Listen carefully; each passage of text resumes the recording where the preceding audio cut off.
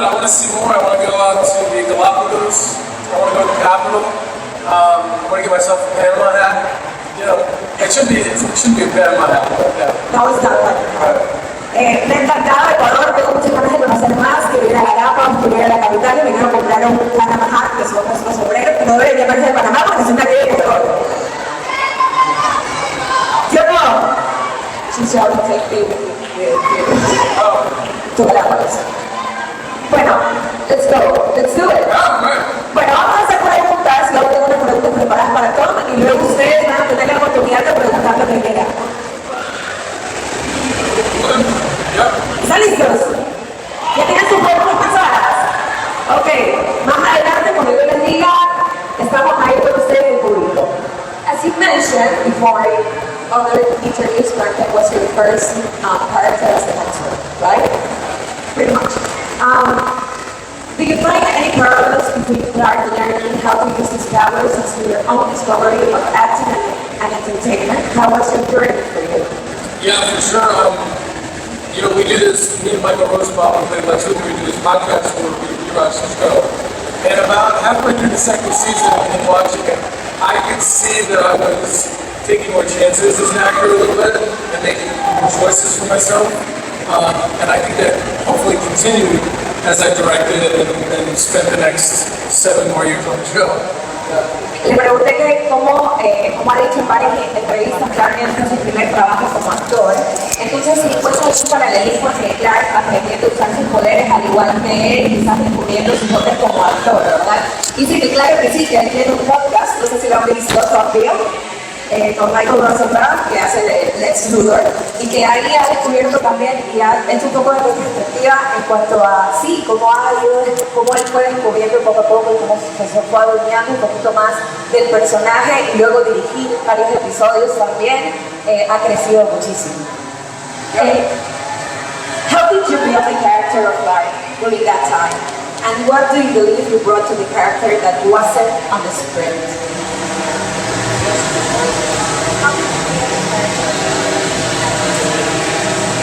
Well, I think initially understanding that a big part of Clark was the fact that he had no idea what his identity was and what his gifts were as they continued to come and what he was supposed to do with them in his life. How did he fit in? To me, he was a high school kid trying to figure out where he fits in, and I think that was my angle into it. And then I think there was maybe a bit of a stillness to him, where Lex Luthor was very much, you know, he talked more, he knew more about why things are happening, where Clark to me was always kind of like, what's happening? You know, kind of not knowing was a big part of it. Bueno, le pregunté que cómo fue la construcción del personaje para él y dijo que él tuvo un approach un poco más como de para este personaje que no sabía mucho lo que estaba sucediendo, él era un chico de secundaria que estaba tratando de encajar, a diferencia de Lex Luthor que era el que movía las cosas, Clark estaba como detenido y las cosas le sucedían y estaba tratando de descubrir qué era lo que estaba pasando, y eso fue un poco de esto. Currently, you have a podcast, the Tokyo podcast, with Michael Rosenbaum. Where you revisit the episodes of Smallville and discuss them. How did it all come around, and what has been the most impressive part of reliving it all? Well, it came around because Michael has another podcast called Inside of You that's very successful. I've been on it numerous times. So he kind of had the infrastructure of the producers and everything set up. And it was his idea. And I was like, well, I don't know if I really want to go about it. Sí, aún se puede venir para acá, vengan, caigan. Todavía está dando fotos, está dando autógrafos. Tenemos aquí unos 20 minutos más o menos de live. Ahí después ya Carlos Pósito, Carreño también. Bueno, le pregunto acerca de Tokyo, de que cómo sucedió este podcast, por qué se dio y es donde fue más idea de Michael, porque Michael tenía toda la infraestructura para poder hacer un podcast, porque él tiene ya un podcast, y que él lo hace más, Michael es como más analizando los episodios y él más contando anécdotas sobre esto.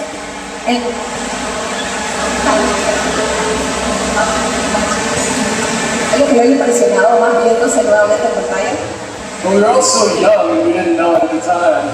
That's a big thing. Éramos muy jóvenes y no lo sabíamos en ese tiempo. Eso es algo muy grande. But I don't know, I think the show's really good. I think it holds up. I think that the way the actors portray their characters, there's a lot of teamwork between the actors to try to make everything better. I don't know if I could have done the podcast 10 years ago. I probably wouldn't have been ready for it. But now I can look back, it's almost so far away that I can look back at it and sort of actually watch it, as opposed to just be like, I don't like that. Bueno, le pregunté qué fue lo que más le impresionó a volver a ver los episodios y dicen que eran muy jóvenes en esa época que no se habían dado cuenta y que se ve mucho trabajo en equipo y que es un buen show, que hasta el día de hoy es un buen show, ¿sí o no? Es un buen show y que se ve el trabajo en equipo y que cree que no pudo haberlo visto hace 10 años, ya, pero que ahora está listo para volver a verlo y lo está disfrutando mucho. Okay. Tengo mi preguntita por aquí. Smalley had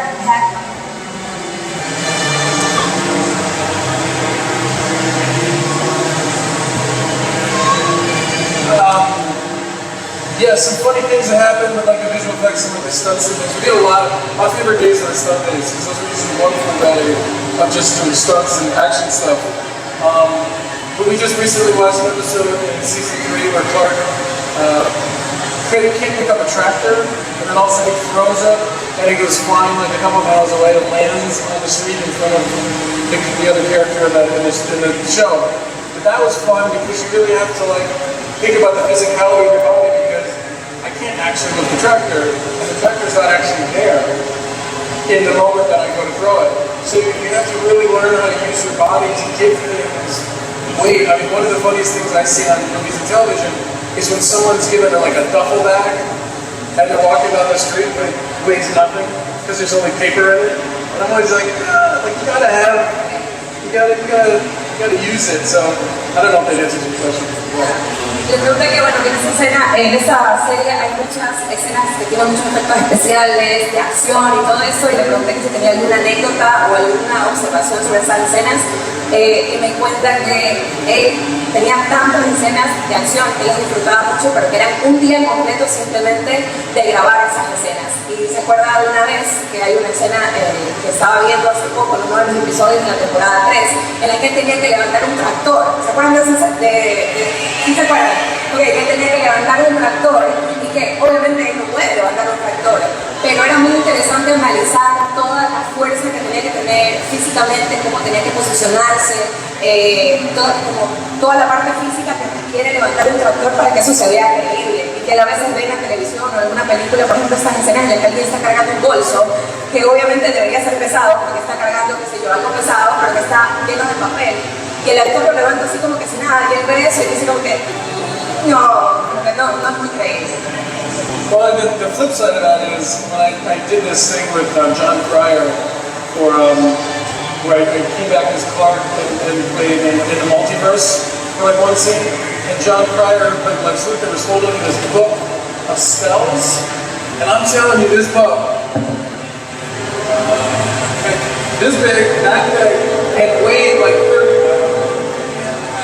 Didn't weigh anything, and that was hard.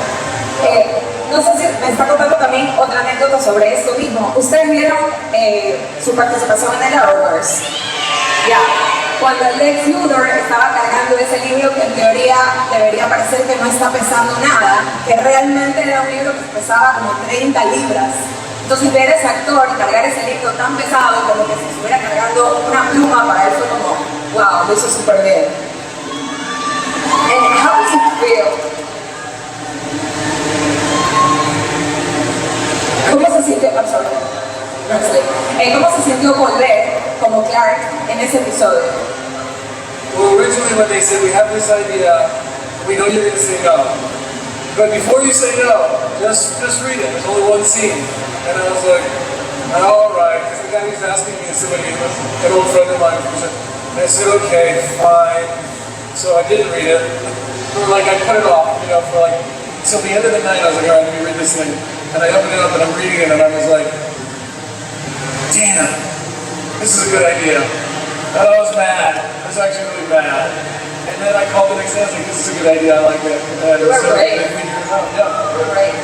Bueno, le pregunté sobre esa participación, me dice que lo llamó un amigo del show anterior, un viejo amigo, y le dice, tenemos esta idea. Y él dijo, como que no tenía muchas ganas de hacerlo realmente al inicio, pero el amigo le dijo, solamente lee el script, lee el guión. Y él, la verdad, ni siquiera quería leer el guión, así que lo dejó para lo último de su noche, y cuando lo leyó, dijo, eso está demasiado bueno. Así que se enojó, se puso muy, muy bravo, y bueno, lo terminó haciendo, y fue muy bueno también. ¿Sí o no? Fue increíble.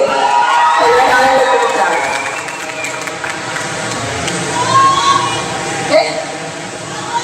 ¿Ah? They love you. They love you. I want you to share the anecdote with Christopher Reeves on the show. I heard it in Tokyo, but maybe they don't know it. And how does it feel, sharing with him? Because he's Superman for everyone, and you're Clark Kent for everyone. To me, La anécdota con Christopher Reeves, regresando, ¿no? En Smallville. ¿Se acuerdan cuando Christopher Reeves estuvo en Smallville? Pues bueno, que nos cuente un poquito acerca de cómo se sintió compartir con él. I mean, for me, when people say Superman, that's what I think of. I still do. It was really cool. I mean, it was very different. Me and the executive producer got on a plane on a Friday and flew out to New York. We had a crew that I'd never met before, sort of to shoot these 2 scenes with Chris, and he was only supposed to be there, I think, for a couple hours, but he wouldn't leave until his nurse said she was going to call the police as he left, because he needed to go home, he needed to rest. But he was really magnetic in his performance, he was very funny, and I just felt like I was around a very special person, and we joked around a lot, and yeah, we had a good time. Bueno, nos cuenta que cuando él piensa en Superman es en quien piensa, ¿no? En Christopher Reeves, y que él voló con su productora a grabar esta escena y que él solamente tenía 2 horas para grabar esta escena, y que incluso su enfermera que estaba ahí con él decía que tenía que llamar a la policía, pero él no se quería ir hasta que no termine, y que tuvieron una experiencia maravillosa, él es muy magnético, la pasaron muy bien y muy gracioso sobre todo, así que fue increíble para él. Fue increíble, ¿verdad? Es súper, súper cool.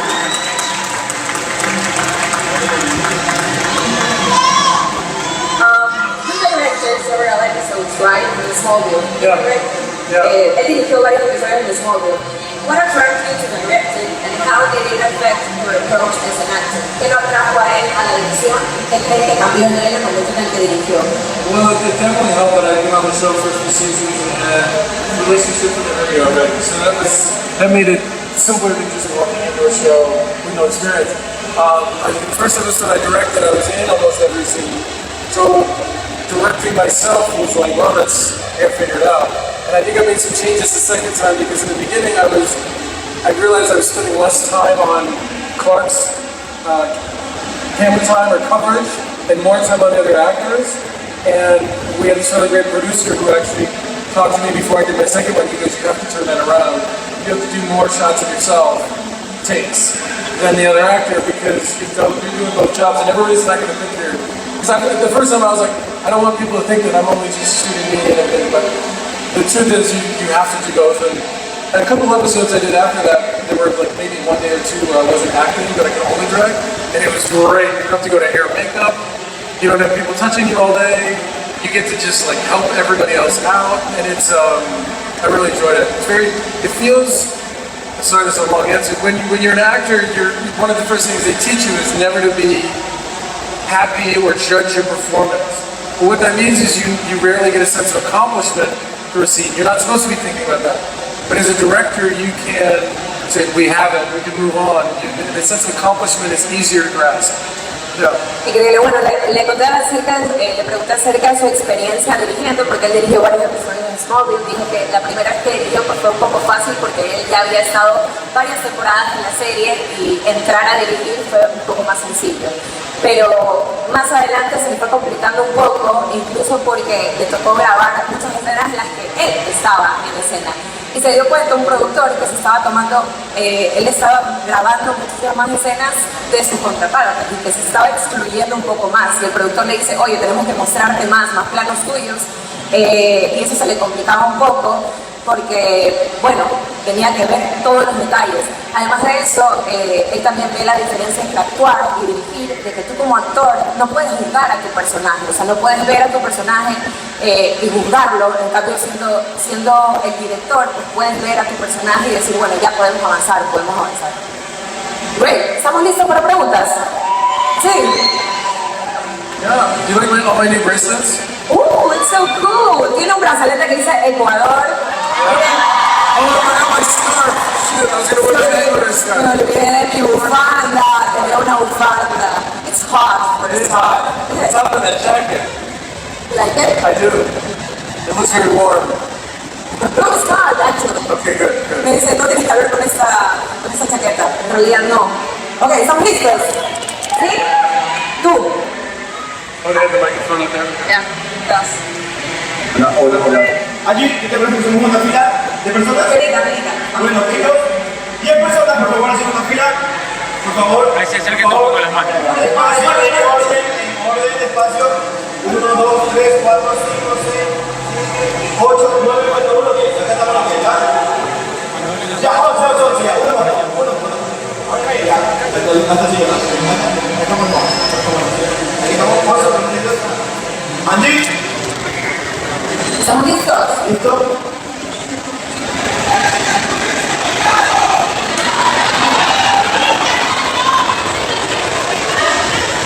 Por acá la gente le está pidiendo que le den estudiado. Bienvenido a todos. Es un gusto tenerte acá. Aquí tienen tantas fanáticas aquí en la Coca-Cola. ¿Verdad, chicas? ¿Qué es lo que te gusta de Guayaquil? ¿Cuál fue el plato que comiste aquí? ¿Te encantó?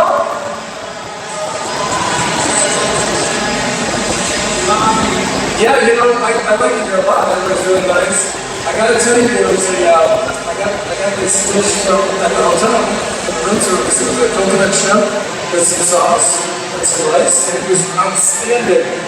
And then I also had a steak that came with this, like, some sort of olive oil sauce and some green.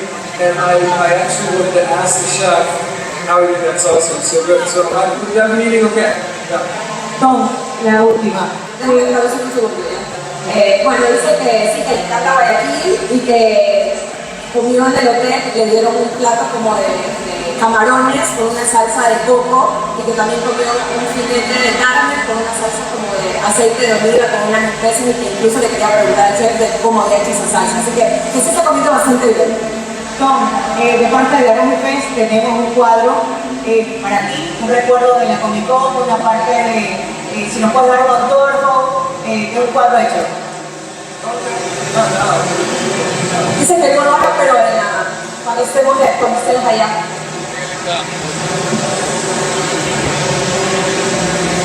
Hola, Tom. Yo quiero saber de dónde fue.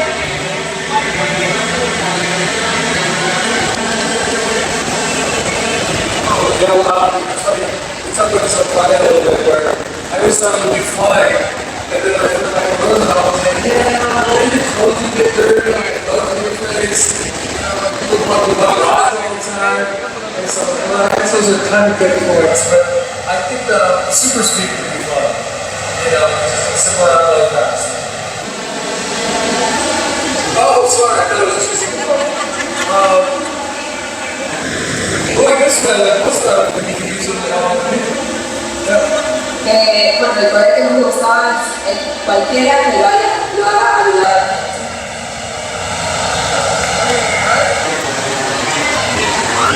I think this chores are the best in the house. His farm chores, working really farm. Claro, es lo que tiene que ser en la mano para poder hacer rapidísimo.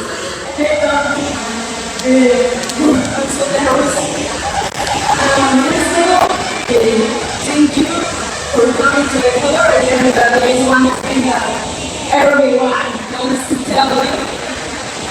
This is like a dream. I remember that I saw the series when I was a child and a teenager and after years.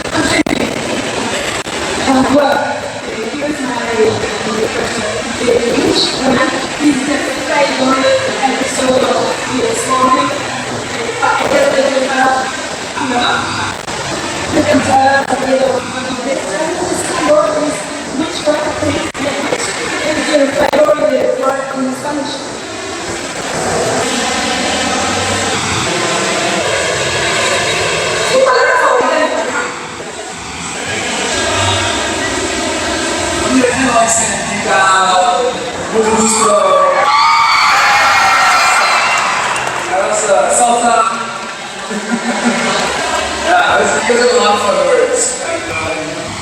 speak a lot of them, but the few I do, I just try to put it out there and enjoy.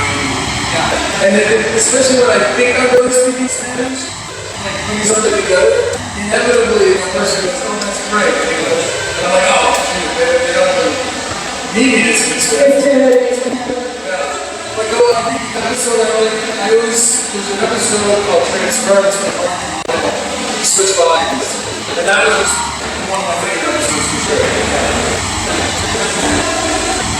Bueno, esta situación ahorita fue transference y que muchas veces para nosotros se hacen palabras muy divertidas y que incluso no las pueden mencionar mucho, pero cuando trata de hablar español y estás hablando en español, alguien le responde, tiene que hablar como that's great, no es que así como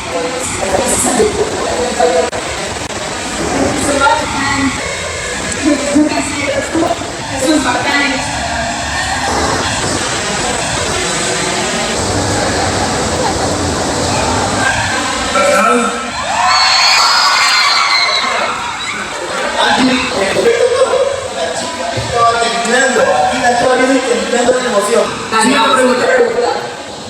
First of all, hi. My mother loves you. She's the crazy one that has this scream. Okay, so my question is, how did it feel to play Cain, a biblical character in the TV show Lucifer? Yeah, it's a lot of fun because I knew Laura a little bit. I got to meet Tom, and that cast is so cool. I mean, they like to have a good time, and they're like getting the work done.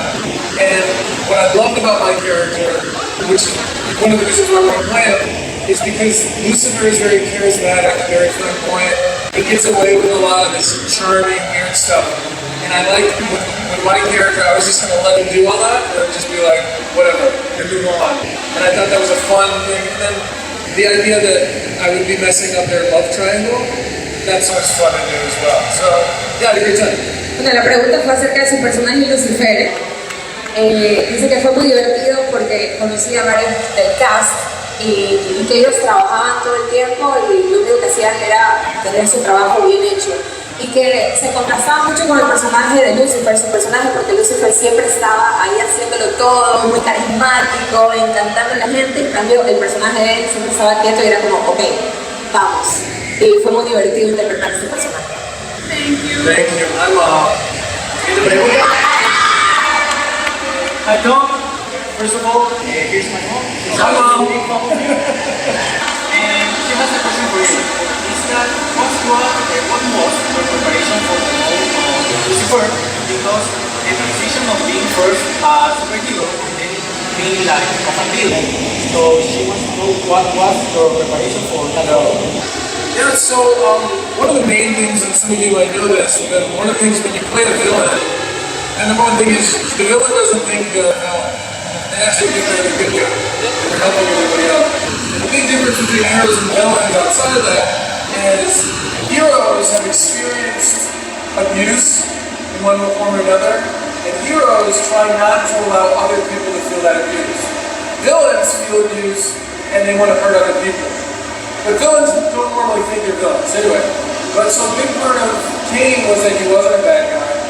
And I believed in his, or I chose to believe in his idea that he just wanted to die, like he was just done with it all, and then he ends up falling in love with her, and that's a different story. But so those little things, I didn't know when I took the role that he was Cain. I only knew that he was Cinnamon. And then as the scripts came out, I was like, oh, wait a second. And so I got to kind of learn along the way. Yeah. Thank you very much. Bueno, para él fue muy increíble interpretar a este personaje y algo muy curioso de los villanos que los villanos no saben que son villanos, ellos creen que son el bueno de la película. Entonces fue increíble interpretar a este personaje.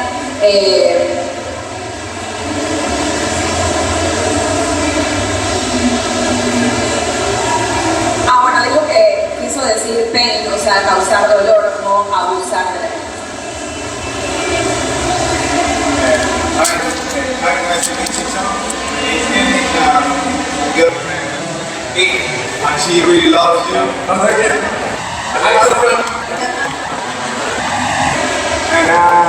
have two questions for you. The first one is, what do you think about CGI? And the second one is, Who's the best person that you think enjoy? Exactly. I mean, CGI has been a part of a lot of cool movie moments going forward. We'll see where it goes, but there is something about movies and the older movies when things are like actually practical. I did this movie called The Fog, which is a remake of an original movie that had no CGI. And if you go back and watch it, it's really cool. They had to make a miniature version of the town. They had to really blow smoke in. And if you look at like some of the original Star Wars stuff, you can feel that it's real. And I think the human eyes really pay attention to CGI. Sometimes it's a little distracting. But we use a lot of it on Smallville, and I think a lot of it works effectively. And I think the other thing that I like, to your second question with the acting, I really like sort of the bond that's created with the other actors in the crew. Because I see people now that I haven't seen in 15 years, but we work on the show together, and there's just like this instant bond because you've sort of been in this creative environment with them, trusting each other, and we're able to achieve, the scene or the goal of the scene. And there's just a really cool respect that way. So it's that fraternity is very wonderful. Bueno, digo que acerca del CGI, él cree que se han creado momentos muy importantes y muy interesantes en la pantalla. Que él hizo hace mucho tiempo una película que se llamó The Fog, no sé si la vieron. Sí, en donde la mayoría de los efectos se hicieron de manera práctica. Tuvieron que construir toda la ciudad en miniatura, poder echar ahí todo el humo, y que fue súper increíble hacerlo, pero que el CGI también lo utilizaron en Smallville y que lograron escenas increíbles, pero que hasta el día de hoy se ven bien. Y acerca de la actuación, lo que más disfruta de la actuación es la unión que se crea con el crew, con sus compañeros, esa fraternidad, y bueno, eso. Thank you so much for answering my question. Creo que una pregunta más, ¿no? Por ahí tenéis el tiempo. Hey. Una preguntita más. Hi Patrick, nice to meet you. We are from Colombia, and they love you. They love you. Daniela loves you, and it's very fun. So my question is, when you decided don't use the Superman costume, it was your decision, or it was were you afraid about the Superman audition? It was my decision before we ever started. We actually put it in the contract that I wouldn't wear. And the reason being is because to me the show was about a kid in high school. It was a show about Clark Kent. And how he got to be Superman. It was not a show about Superman. And I'll tell you what, first season they sent over a script where Clark puts the suit on. And I was like, guys, we're not doing this. And they're like, yeah, that's right, we're not going to try. And the show would have never gone to, we never would have had that show if I wore that suit. Okay, I hope we see you in Colombia, okay? I love it. See you, man. Thank you. Thank you very much. Bueno, la pregunta del amigo fue acerca de si es real que él no se quiso poner el traje de Superman en la serie, y dijo que sí, que él, una de las cosas que puso como en papeles al inicio de cuando comenzó a interpretar a Clark en su contrato fue que él más iba a utilizar el traje de Superman porque la serie trataba sobre un adolescente en la secundaria, así que él no iba a hacer el traje de Superman, pero que en la primera temporada apareció un guión en el que dice Superman se pone el traje y él dijo no, o sea, firmamos un acuerdo. Y dice que viéndolo en retrospectiva fue lo mejor que pudo haber hecho porque la serie no hubiese sido la serie si él se hubiese puesto el traje de Superman. Bueno, amigos y amigas, ha terminado el programa. Real quick, I just want to say thank you. You guys are all very beautiful people. It's a beautiful country. I want to come back someday. So thank you. Antes de irnos, quiero decirles que gracias, que son una gente hermosa, que esta es una ciudad increíble.